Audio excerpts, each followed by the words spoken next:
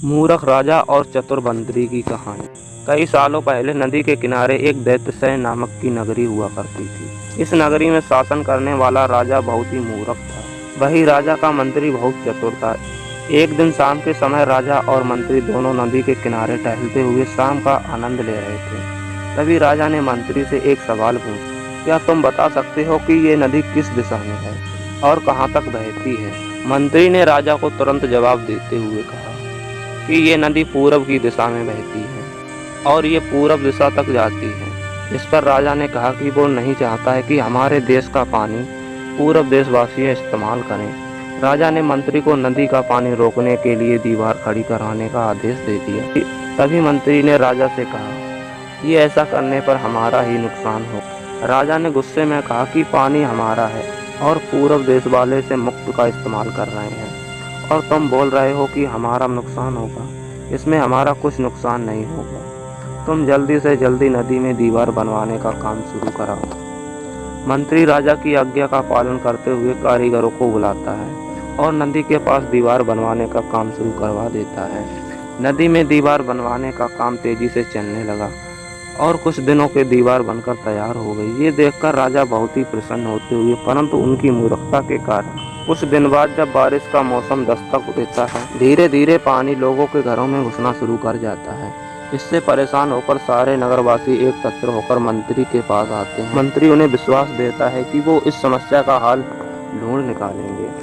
लोगों की परेशानी सुनकर मंत्री सावधान निकलने के लिए एक योजना बनाता है। उन्होंने राजा के महल में समय को बिताने के लिए घंटा बजाने वाले शख्स को इसमें शामिल किया।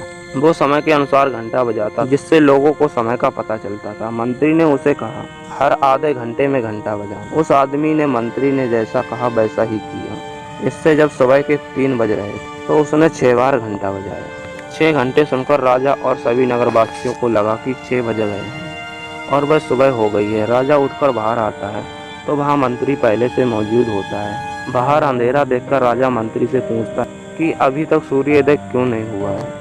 राजा के सवाल का जवाब देते हुए मंत्री ने कहा, महाराज प्रतिकाल हो चुकी है, पर हमने पूरब दिशा वालों को यहाँ पानी को जाने से रोक दिया है, तो शायद इसलिए उन्होंने हमारे यहाँ सूर्य की रोशनी को आने से रोक दिया है। चलिए, सूर्य उदय तो हुआ है पर हमारे देश तक रोशनी नहीं पहुँची है। ऐसा लग रहा है कि अब हमारे देश में सूरज की रोशनी कभी नहीं पड़ेगी। ये सुनकर राजा चिंता में पड़ जाता है और मंत्री से पूछता है कि क्या इसका कोई उपाय नहीं है। तब मंत्री ने उत्तर दिया कि महाराज, अगर आप नदी का पानी छोड़ देते हैं तो हो सकता है वो सूरज को छोड़ देंगे। इससे राज्य में फिर से रोशनी आ जाएगी। राजा मंत्री को तुरंत नदी की दीवार तोड़वाने का आदेश देता है। मंत्री कारीगरों को नदी पर ले जाकर उन्हें दीवार तोड़ने के लिए कहता है। कुछ घंटों में कारीगरों ने दीवार गिरा दी और तब तक सूरज का समय निकलने का समय भी हो गया था।